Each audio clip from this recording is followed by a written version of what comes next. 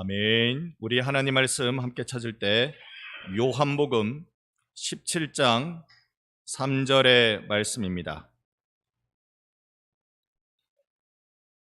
요한복음 17장 3절 말씀, 우리 찾으셨으면 한 목소리로 17장 3절 같이 읽겠습니다. 영생은 곧 유일하신 참 하나님과 그가 보내신 자 예수 그리스도를 아는 것이니이다. 아멘. 할렐루야. 아멘. 오늘 우리 교회 생일을 맞아 하나님께 감사 예배를 드렸고, 우리 면민들과 함께 전도의 시간을 갖게 해주셨고, 무엇보다 여러분의 감격스러운 수고와 섬김을 통하여서 이날 하나님 앞에 귀하게 복되게 드리게 됨을 감사합니다. 우리 좌우로 한번 인사하십시다. 수고 많으셨습니다.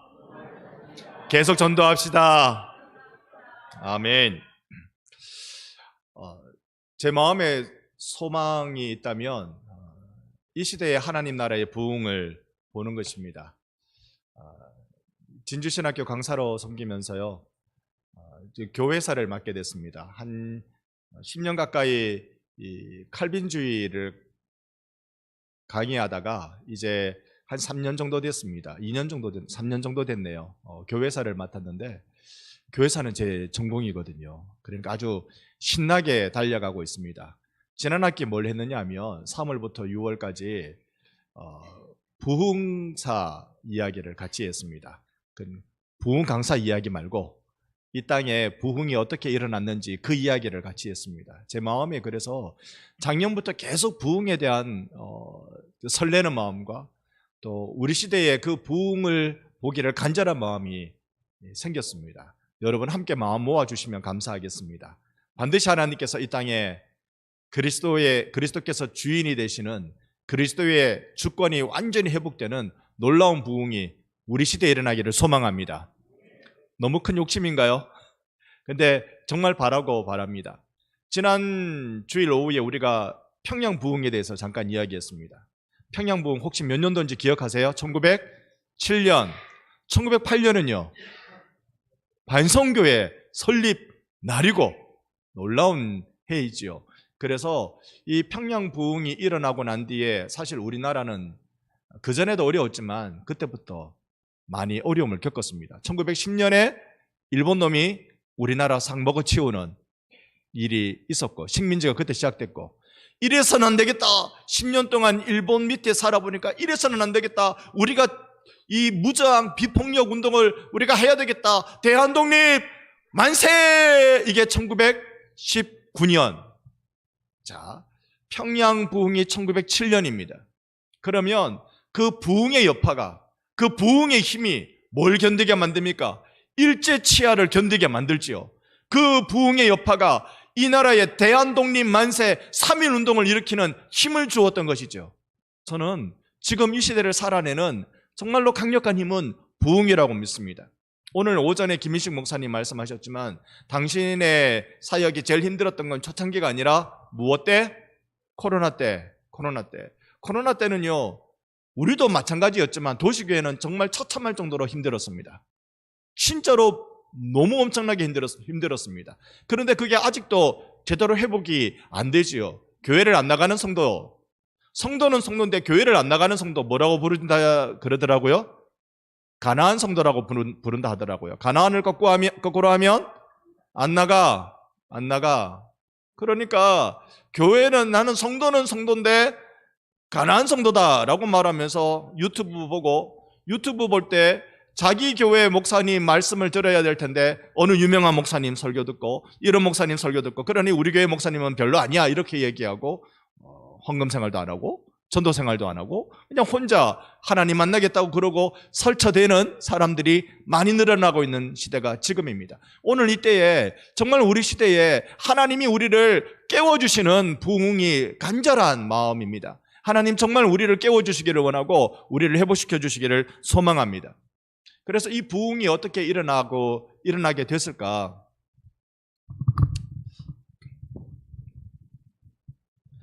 연도수가 그렇게 중요한 건 아닙니다. 그런데 이 1517년에 종교개혁이라는 게 이 땅에 일어났습니다.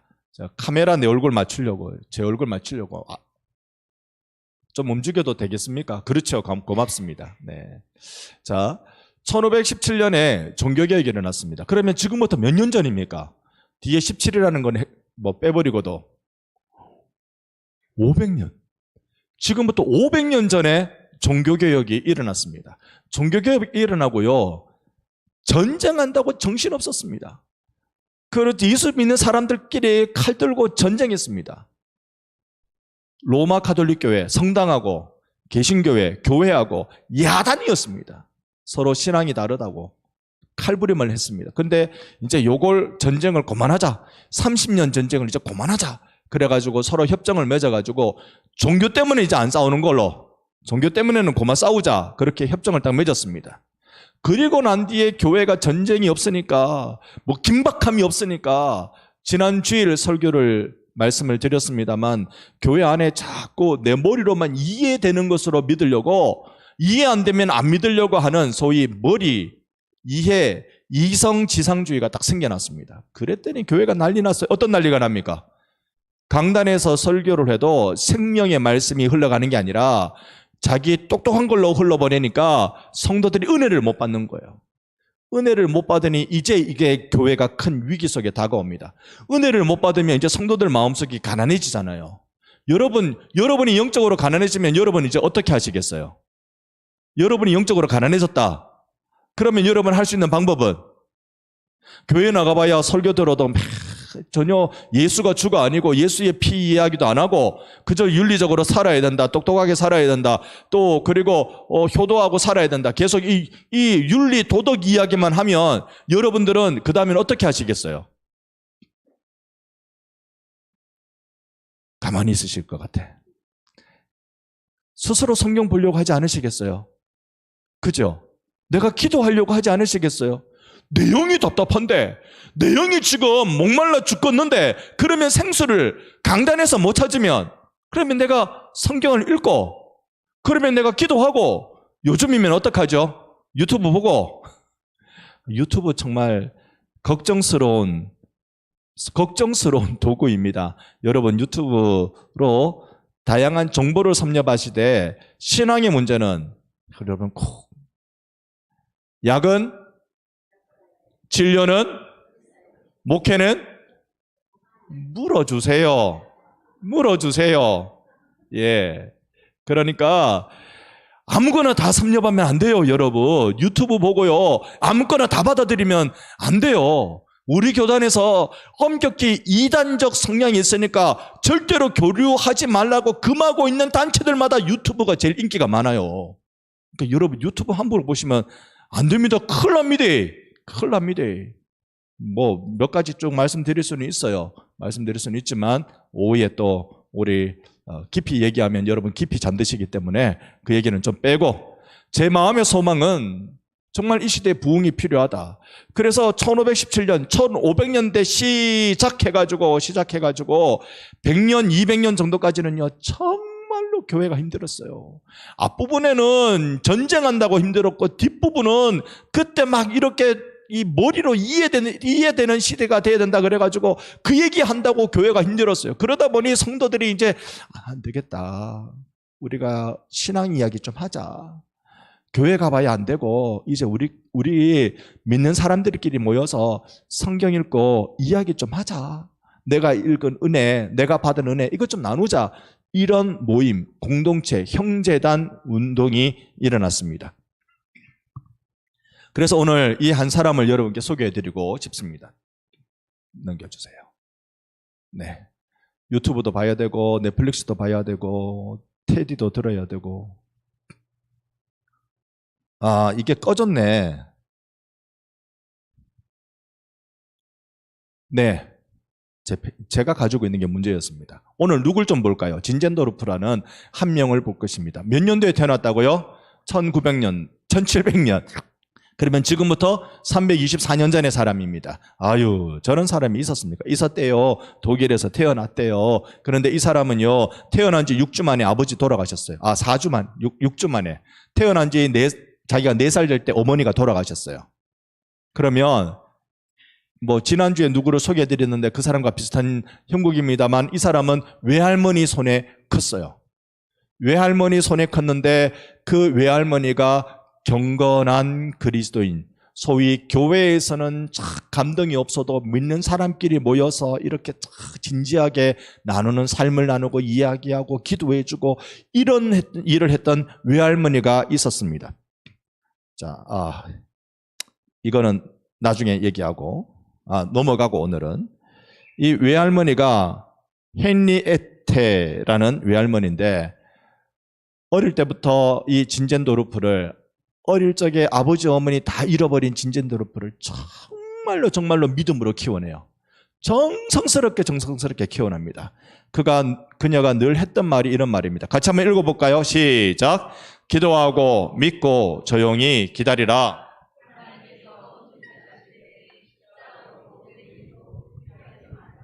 아멘. 아멘이죠. 마치 성경 구절 같죠. 이 진젠도르프는요, 이 외할머니의 이런 간절한 마음 때문에 어릴 적부터, 그러니까 제가 아까 설명 잘못 드렸어요. 아버지가 6주 만에 돌아가시고 어머니가 이 진젠도르프 4살 때 제가 했어요. 돌아가신 게 아니고 어머니가 제가 했어요. 그러니까 이 아들을 외할머니한테 맡긴 거예요. 외할머니 밑에서 이 아들은요, 진젠도르프는 이런 계속 믿음의 이야기들, 신앙의 이야기들을 듣고 자랐습니다. 어디 한번 봅시다. 여러분, 내 아들, 딸이 더 귀엽습니까? 손자, 손녀가 더 귀엽습니까? 말씀해 주실 분들이 몇 분 계신 것 같은데, 내 아들, 딸이 눈에 넣어도 안 아픕니까? 손자, 손녀가 눈에 넣어도 안 아픕니까? 다 우린 청춘의 부부들만 계셔가지고 진짜로요. 곧 있으면 손자 나올 낀데 한번 봅시다. 우리 최 집사님 이제 몇 달 뒤에 한번 봅시다. 여러분, 제 아버님도 어머님도 그러세요. 아들, 딸 키울 때는 몰랐는데 손자, 손녀 키울 때는 마음이 다르대요. 이게 다르대요. 이야, 손자, 손녀를 보는 게 큰 기쁨이래요. 제가 부목사로 있던 달서교회 목사님이 한번 그런 얘기 했습니다. 지난번에 몇 달 전에 달서교회 헌신예배에 다녀왔는데요. 목사님이 손녀 딸을 안고 교인들하고 인사하고 있어요. 그거 제 생각엔 좀 어색하거든요. 지금 예배 마치고 성도들하고 인사하는 건 내 양떼하고 인사해서 한 주 동안 이제 잘 사세요라는 마음을 전달하는 그런 시간인데 손녀딸 안고 동실동실거리고 있어요. 아들한테 그렇게 얘기해 줬대요. 야, 너는 나한테 효도 다 했다. 어떤 효도? 손자, 손녀 낳아주는 것으로 효도 다 했다. 눈에 넣어도 안 아프대. 요 좋은 점과 함께 또 아픈 점을 하나 얘기하면, 오늘 이 시대는요, 주일학교 피폐의 시대입니다. 우리가 주일학교 설립 100주년을 맞이한 뜻깊은 해이지만 지금만큼 주일학교가 위기인 시대는 없었어요. 오늘 유초등부 설교를 하고 왔는데요, 저는 희망을 가졌습니다. 유초등부, 우리 교회 유초등부, 하나님께서 영혼의 등불을 끄지 않고 계신다는 확신을 제가 가졌습니다. 하나이는 소리 크게 내는 아이 있거든요. 소리 크게 내는 아이. 기도하고 있어요. 하나님, 저 마음을 어루만져 달라고 기도하고 있어요. 세상, 오늘 그 애가요, 자기 어머니 데리고 와서 이 교회당에서 예배 드렸다는 거 아닙니까? 할렐루야. 오늘 여기에도 와서 예배 드리고 식사도 같이 하고 가시더만. 놀라운 일 아니겠어요? 놀라운 일. 그래서 저는 유초등부에 희망을 발견했습니다. 여러분, 진젠도르프는 이거 잘못되면 애가 큰일 날 수도 있지 않겠어요? 태어나자마자 아버지 돌아가시고 어머니 딴 데 제가 한다고 자기는 버려진 듯이 외가에 얹혀 살고 있는데 큰일 난 것 같지 않아요? 그런데 이 외할머니 헨리에테라는 이분이 이 손자를 이렇게 키웠다고요. 늘 말해주는 건 기도하고 믿고 기다려라. 그러다 하나님 손짓하시면 십자가라도 어떤 고난도 피하지 마라. 그거 배우고 자랐다고요. 여러분, 오늘날 이 시대에 교회를 정말로 다시 한번 일으켜 세우고 싶으면 여러분이 손자 손녀에게 잘해주시기 바랍니다. 잘해주세요. 손자 손녀에게. 어느 만큼? 따라합시다. 기도하고 믿고 조용히 기다려라. 하나님께서 손짓하실 때 십자가도 고된 일도 기피하지 말라. 요거를 가르쳐 주라고. 내 자식한테 가르쳐 주려니 닭살 돋지요. 그런데 요걸 손자 손녀들한테 가르쳐 주라고. 주말만 되면 애들이 엄마 아빠 애 좀 봐주세요 그러면 여러분 어떻게 얘기해야 돼요? 주말만 되면 애 좀 봐달라 그러면 어떻게 해야 돼요?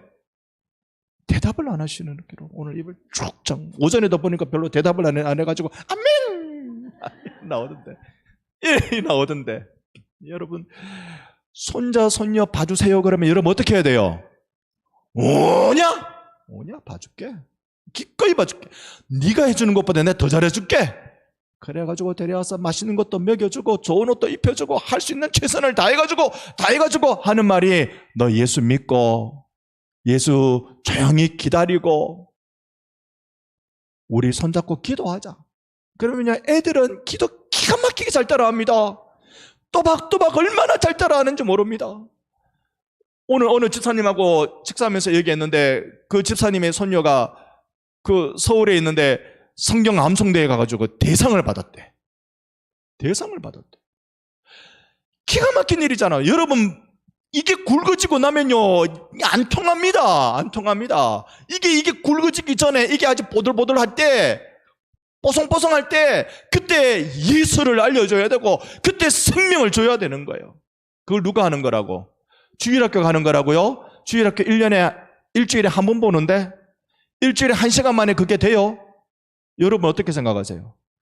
할머니 할아버지 몫이 이제 커졌어요. 제가 왜 할머니 할아버지 되시는 여러분들을 이렇게 좀 부담을 드리느냐면 할머니 할아버지 되시는 시대는 우리나라 부흥을 경험하는 시대입니다. 70년대 80년대 저는 잘 기억이 안 납니다만 제가 70년대 태어났으니까 잘 기억이 안 납니다만 70년대 80년대 한국계 엄청난 부흥기였습니다. 그때 통계로 보면요 매일 교회 한 개씩이 서는 정도, 교회 한 개가 세워지는 정도의 기록인데 이 한 개가 그저 한 개가 아니라 3,000명 교회가 하나 세워질 정도로 그때는요 매일 교회 성장이 그 정도였습니다. 매일 3,000명 이상 한국계 기독교인이 성장했다고요. 어마어마한 성장. 여러분 그때 예수 믿는 기쁨을 여러분 누리셨다고요. 그래서 목사님들끼리 하다못해 저기 그 허화 벌판에 천막 치고 십자가만 꼽아도 교회는 된다. 그때 그 말할 정도였습니다. 우리는 그걸 경험했단 말이죠. 그런 뜨거운 부흥을 경험했으니까 우리 밑에 세대들은 그걸 경험 못했잖아요. 한민아 경험했나? 이 세대는 그걸 경험 못한 세대예요. 예수의 뜨거운 생명, 그것 때문에 내 목숨을 바치고 복음을 전하고 엑스포라는 거, 74 엑스포 기억하십니까? 빌리그레암 목사님 오신 거 여러분 알고 계십니까? 그때 한국에 일어났던 놀라운 일들에 대해서 이 우리 밑에 바로 밑에 세대는 그걸 몰라요. 그러니까 알고 있는 우리가 살려야지. 내 손자 내 손녀 살려야지. 그 일을 하는 것이 저는 이 헨리에테라는 외할머니를 통해서 배우고 싶습니다. 그렇게 사는 진젠도르프라는 이 한 사람이 나에게는 단 한 가지 열망밖에 없다. 그것은 예수 오직 한 분뿐이다. 여러분 마음에도 이 열망만 있기를 소망합니다. 나의 가슴에 뜨거운 한 분 오직 예수뿐이다. 오늘 이 시간에 여러분 마음속에 무엇이 제일 하고 싶은 건가요? 영생은 곧 유일하신 참 하나님과 그가 보내신 자 예수 그리스도를 아는 것이니이다. 할렐루야. 오직 한 분, 그리스도 한 분만 나는 열망적으로 바랍니다. 뜨겁게 바랍니다. 이거 우리 마음에 있는 이 감동을 이제 우리 아들 딸한테 얘기하기에는 이제 잔소리밖에 안 되고 그 다음 세대를, 내 손자 손녀를 곧 나오게 될 우리 최집사님의 손자를 어떻게 해서든지 구하, 어떻게 해서든지. 여러분, 우리 모두 다가 예수의 복음을 전하는 자, 여러분의 가정을, 가문을 살리는 여러분들이 되시기를 축복합니다. 그래서요, 이 진젠도르프는 9살 때부터 세계 선교의 중요성을 깨달았어요.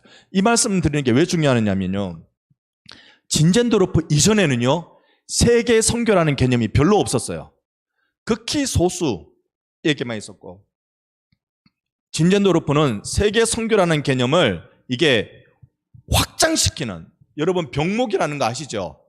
병의 목. 그러니까 조금밖에 통로가 좁아가지고 뒤에는 차가 한참 밀리지만 이 병목처럼 돼 있어가지고 세계 선교라는 개념이 잘 없었어요. 그런데 진젠도르프 이후에는요, 이 진젠도르프가 세계 선교 이야기를 얼마나 많이 했던지 이게 전 세계적으로 확장되는 일이 일어났어요. 세계 선교에서 진젠도르프는 아버지라고 불러도 돼요. 선교의 아버지라고 부르면 물론 윌리엄 캐리입니다만 그보다 훨씬 이전의 사람이 진젠도르프라는 한 사람이었습니다. 자, 그가 다른 열심히 있는 청소년들과 함께 뭘 만들었다고요? 겨자씨 형제단을 만들었어요. 자기가 대학 다닐 때, 대학을 기록해 보면 이 진젠도르프가 10살에 다닌 걸로 나와요. 옛날에는 그런 게 있었는지 모르겠지만 할레 대학, 우리가 말하는 할레 의식 그거 말고 할레, 독일에 있는 할레 대학에 이 10살 때부터 16살, 15살인가 그때까지 이 대학을 다니는데 거기에서 이 겨자씨라는 기도 공동체를 만듭니다. 여러분, 내 삶이 가난하건 부유하건 내 삶이 행복해 보이건 불행해 보이건 상관없다는 걸 진젠도르프가 보여줘요. 내가 태어나서 내 아버지 돌아가시고 내가 4살 때 내 어머니 다른 데로 제가하고 외할머니한테 위탁되게 살아도 신앙교육 바르게 받고 예수께 붙들리는 인생 살고 그렇게 살아보니 세상에 10살 때부터 겨자씨 모임 만들어가지고 세계 선교를 위해서 기도하는 일이 일어난 것입니다. 여기에 모라비안들의 선교운동은 겨자씨 운동에서 시작됐다라고 말할 정도입니다. 자, 모라비안 얘기를 하니까 다 모르겠는데요. 근데 다시 한번 우리 박수, 큰 박수 한번 해볼까요? 큰 박수 5번 시작. 하나, 둘, 셋, 넷, 짧은 박수, 큰 박수 말고 작은 박수 10번 시작. 감사합니다. 네. 모라비안 이야기 또 잠깐 좀 할게요. 이걸 엮어야 진젠도르프 이야기가 통하니까 아까 보여드리려다가 못 보여드린 사진이 바로 이 사진입니다.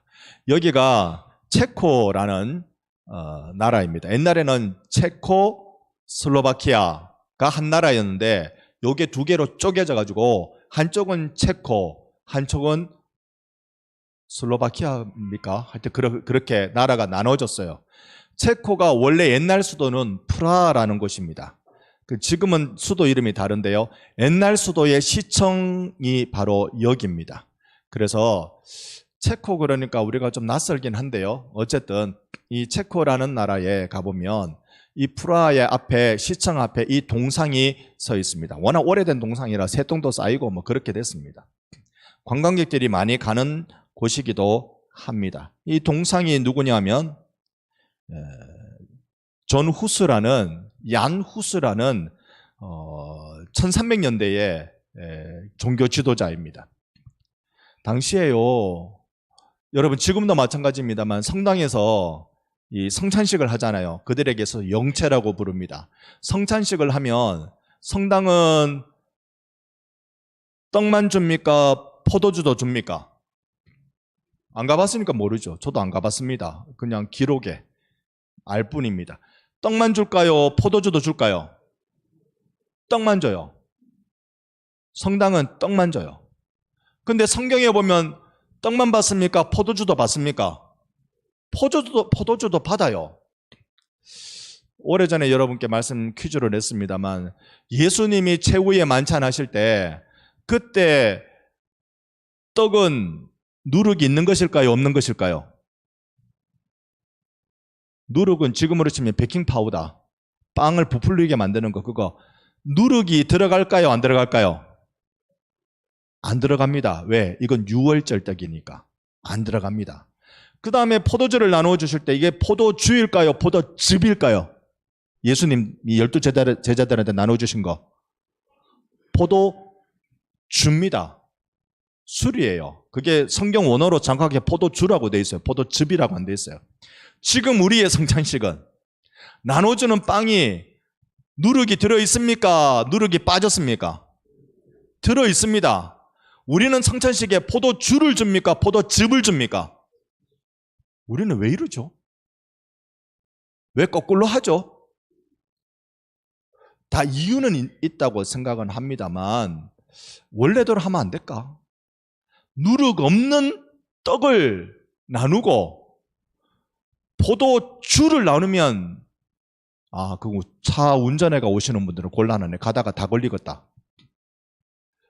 여러분, 우리가 다시 좀 의미를 많이 살릴 필요가 있다는 작은 염원으로 말씀을 드린 거고요. 이 존 후스라는 얀 후스라는 이분이 뭘 얘기했느냐면 성찬식 때 우리에게 잔을 달라, 우리에게 포도주를 달라. 성당에 보기엔 말도 안 되거든요. 그래서 종교개혁 일어나기 전에 개혁자라는 별명을 갖고 있는데, 그래서 우리에게 포도주를 달라라고 외치면서 전쟁도 치르고 그렇게 했어요. 그래서 이 후예들은 요한 후스, 얀 후스, 존 후스 똑같은 이름입니다만 이 후스라는 사람을 따르는 후예들은 교회당에다가요, 여러분 저기가 교회구나라고 알 수 있는 가장 확실한 표시는 교회 위에 뭐가 있으면 돼요? 십자가 있으면 저기가 교회구나. 그 네모 성냥과 같이 생긴 그 빌딩에도 십자가만 있으면 교회구나. 심지어 절 위에 십자가가 있으면 거기도 교회예요. 그런 교회를 봤어. 절을 사가지고 교회를 만들었더만. 뭉갠 게 아니고 그걸 모형을 그대로 가지고. 그러니까 십자가 있으면 교회라. 십자가 있으면. 그런데 이 후예들은요, 십자가가 아니고 뭘 달았느냐면 교회 위에다가 잔을 달았어요. 잔. 포도주를, 성찬식 때 우리 교회는 포도주를 나눕니다. 잔을 나눕니다. 그 의미로 잔을 이렇게 장식으로 만들어 놨어요. 그게 우리는 개혁교회입니다. 그걸 알려주는 표시로 만든 거예요. 그만큼 의미가 깊은 종교개혁 일어나기 전에 이해했던 존 후스라는 한 사람을 여러분께 소개해드렸습니다. 이를 따르는 무리를 뭐라고 부르냐면 모라비안 교도라고 불러요. 모라비안파라고 부릅니다. 자, 근데 모라비안들이, 이 교도들이 선교 운동을 시작하게 된 건 바로 이 진젠도르프가 만든 겨자씨 운동에서 시작됐다는 거예요. 진젠도르프는 개인적으로요, 어릴 때부터 신앙교육을 잘 받았지만 언제 자기 마음이 나는 그리스도께 몽땅 드려야지라는 마음을 갖느냐면 이 그림 한 장 보고서요. 사실 이 그림인지 다른 그림인지 서로 의견이 좀 다릅니다. 도미니크 베티라는 한 화가가 그림을 그렸어요. 근데 화가가 이 화가가 그린 그림을 찾아보면 예수님의 성화, 또 교회의 성경의 이야기로 만든 그린 그림이 참 많이 있습니다. 근데 원래 그 사람은요, 이 페티라는 이 사람은 원래 교회 그림을 그리려고 그린 사람이 아니에요. 그저 돈만 되면 다 그리는 거. 상업주의 화가예요. 돈만 되면 다 그려요. 그 당시에 제일 돈 많이 되는 그림이 뭘까요? 예쁜 그림이겠죠. 예쁜 그림. 그래서 귀족이 나 그림 그려주세요 그러면 딱 그리면, 제가 패티에게 나를 한번 그려주세요라고 딱 돈 주고 그리면 이 얼굴이 뭐로 바뀐다? 장동건으로 바뀌어요. 나랑 동갑. 장동건으로 바뀌고. 막 그러니까 예쁘게 그려주고 이렇게 상업적인 그림을 그리는 화가였어요. 그런데 이제 보니까 딱 지나가는데 누가 술집 여자인 것 같아요. 예뻐. 그래가지고 돈 좀 벌려고 너 내 모델을 한번 대라. 내가 너를 그렇게 모델로 내줄게. 그러니까 그러면 그리세요라고 그렸는데 좀 민망한 말씀입니다만은 그런 그 누드화를 이렇게 그려요. 한참 그리고 있는데 이 모델이 된 이 여성이 근데요 화가님 저 옆에 있는 그림은 뭐예요? 그 옆에 있는 그림은 어느 성당에서 교회 그림을 그려달라고 부탁을 받았는데 그리다가 만 거예요. 저 예수님을 그린 거야. 예수가 누구예요? 예수는 우리의 죄를 위해서 십자가 지신 고마운 분이야. 그랬더니 이 여성이 뭐라고 물었냐면 그러면 저희의 죄도 용서해 주세요. 그러면 화가님 당신의 죄도 용서해 주십니까? 여기에 충격 먹은 거예요. 나는 예수를 어떻게 알고 있었나? 그래가지고 그는 상업 화가를 접고 이제 교회 화가로 성경의 내용을 그리는 성화를 그리는 화가로 바뀌었습니다. 거기서 그린 그림이 이건데 이걸 어느 프랑스의 독일의 어떤 미술관에 딱 걸어놨어요. 뒤셀도프 미술관인가 거기에 딱 걸어놨어요. 이걸 진젠도르프가 가서 어린 나이에 이렇게를 딱 보는 거야. 근데 밑에 뭐라고 써놨어. 에코 뭐 어쩌고 저쩌고 써놨어. 근데 여기에 우리나라 말 말고 그 사이에 그림하고 예수님 손끝에 이래 보면 뭐 라틴어로 써놨어요.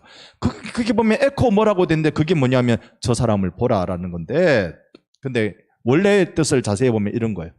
나는 너에게 생명을 주건만 너는 나에게 무엇하느냐 이 내용입니다.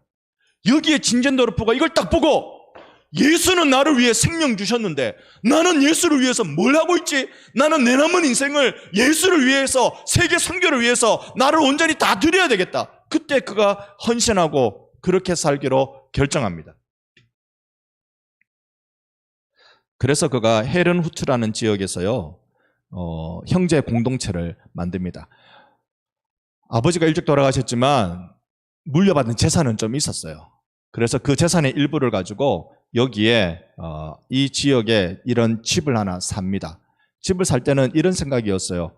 우리 외할머니에게 감동을 줬던 스페너라는 그 사람을 따르는 무리들과 함께 신앙생활 잘 하려고 소그룹 활동 잘 하려고 그런 사람들 모아놓고 집을 함께 신앙 공동체 만들려고 집을 샀어요. 그런데 이 집을 사고는요 갑자기 아까 말씀드린 모라비안 교도들이 피난을 오는데 체코에서 여기 후른호트까지 얼마 멀지 않거든요. 이쪽으로 막 밀려오는 거예요. 그랬더니 이 진젠도르프가 이 집으로 그 사람들을 초대하고 한 600명 정도를 같이 삽니다. 같이 여기서 신앙생활 하게 합니다. 그래서 그는 이 집 이름을 헤른후트, 주님의 지키심이라는 이름으로 여기에서 뜨거운 신앙생활을 함께 성경 묵상을 나누고 우리가 어떻게 살아야 될지 이야기하고 그런 세월들을 함께 지나게 됩니다. 이 모라비안 교도들이 진젠도르프의 영향을 받아가지고요 뜨겁게 신앙생활을 하다가 이 모라비안 교도들이 희한합니다. 복음 전하는데 물불을 안 가립니다. 여러분 한번 보세요. 우리가 일본 가서 복음 전할 수 있습니까? 없습니까? 있죠? 일본 가서 복음 전한다고 우리를 잡아가진 않아요. 일본 가서 복음 전할 수 있어요. 우리가 저 옆에 태국 가서 복음 전하면 됩니까? 안 됩니까? 돼요. 그런데 우리가 중동에 가서 복음 전하면 됩니까? 안 됩니까? 그는 안 된대요. 그는 복음 전하면 벌 받습니다. 벌 받습니다. 근데 북한에 가서 복음 전하면 될까요? 안 될까요? 북한에 가서 복음 전하면 될까요? 안 될까요? 난리 나겠죠. 난리 납니다. 난리 납니다. 북한에 가서 복음 전하면. 모라비안 교도들이 여기 복음 전하러 가고 저기 복음 전하러 가는데 복음 전하러 갈 수 없는 데가 있더라고. 그게 어디였을까요? 당시에 중동이었습니다. 중동에는 갈 수도 없고 이슬람을 믿는 이슬람 교도들, 알라신을 믿는 그들에게는 복음을 도저히 전할 방법이 없어요. 이들은 거기에 가고 싶었어요. 그래서 어떻게 가느냐? 가만히 보니까 배를 타고 가는데 이 배에 그 중동 지방으로 갈 수 있는 사람은 보니까 모슬렘인 사람들은 가는데 난 모슬렘 아니고 크리스찬이고. 그러면 내가 어떻게 가느냐? 누구를 데리고 가는데 목에 줄매가 누굴 데리고 가더라고. 누구? 노예들. 노예들을 데려가는 거예요. 이 모라비안 교도들은 자기를 노예로 팔아서 복음 전하러 갔다는 흔적이 있습니다. 거기에 복음 전하는 일에 열정적인 사람들이었어요. 그러다가 요한 웨슬레를 만나죠. 요한 웨슬레는 다음 시간에 또 조금 말씀드릴게요. 오늘 우리는 교회 설립 116주년을 맞이한 놀라운 날입니다. 아마 서부 경남 이 지역의 마산 이후에 저기 전라도 가기 전까지 5번째 세워진 교회로 알고 있습니다. 우리 교회가 116주년 그리고 앞으로 우리 해야 할 일은 복음 전하는 일입니다. 그런데 우리 힘으로 복음 전하는 게 어려운 게 분명합니다. 그러니 우리가 성령 받아 복음 전해야 합니다. 우리에게 꼭 집중해야 될 게 뭐냐면 영생은 곧 참 하나님과 그가 보내신 자 예수 그리스도를 아는 것입니다. 내가 예수를 알고자 깊이 노력하고 깊이 노력하면 헨리에트라는 한 할머니의 뜨거운 열정이 진젠도르프를 만들어내는 것처럼 오늘 우리가 하나님 앞에 뜨겁게 살아가는 이 간절함 하나로 내 평생을 산다면 그래서 한 명만 그게 내 자식이 됐건 내가 내 몸으로 낳은 자식이 됐건 내가 가슴으로 알아서 낳은 자식이 됐건 내가 품은 아이가 됐건 어쨌든 딱 한 명만 예수 앞에 변화시켜 놓으면 세상은 바뀌기 시작합니다. 놀라운 변화가 일어나기 시작합니다. 우리 그 일로 우리 헌신합시다. 우리 눈앞에 큰 어려운 장벽이 있어요. 큰 산지가 여기 있어요. 쓸모가 없는 것처럼 보입니다. 농사 짓기 좋은 땅에 다 가고 싶어 하지 저 쓸모없는 산지를 갖고 싶어 하진 않습니다. 그런데 하나님이 주신 땅이라고 믿기 시작할 때 그때 이 산지를 내게 주소서. 누가 얘기한 줄 아세요? 이 산지를 내게 주소서. 갈렙이죠. 갈렙이 얘기합니다. 갈렙이 저 척박한 땅 올라가서 뭐 하려고? 하나님이 내게 주셨기 때문에 간다고. 근데 그 산지를 점령합니다. 나중에 그 산지 이름이 뭐로 바뀐지 아십니까? 헤브론으로 바뀝니다. 헤브론. 하나님의 도시. 헤브론으로 바뀝니다. 헤브론은요, 제가 알기론 다윗이 바로 이 예루살렘의 왕이 되기 전에 왕으로 있었던 지역이 헤브론이었습니다. 여러분, 우리 이겨냅시다. 우리 하나님이 내게 주셨다. 반성을 하나님이 내게 주셨다. 서부 경남을 나에게 주셨다. 이 나라도 나에게 주셨고 스리랑카도 우리에게 주셨다. 이거 믿음으로 우리 이겨냅시다. 싸우고 또 도전하고 주님 다시 한번 원합니다. 이 산지를 우리에게 주시옵소서. 신앙으로 이겨내면서 끝까지 전진하면서 한 사람 진전도르프라는 한 사람을 끌어안고 세우는 마음으로 하나님 내가 경건하게 사람을 섬기겠습니다. 작정하는 우리 반성교회 되기를 예수님 이름으로 축복합니다. 아멘. 그래서 우리 한번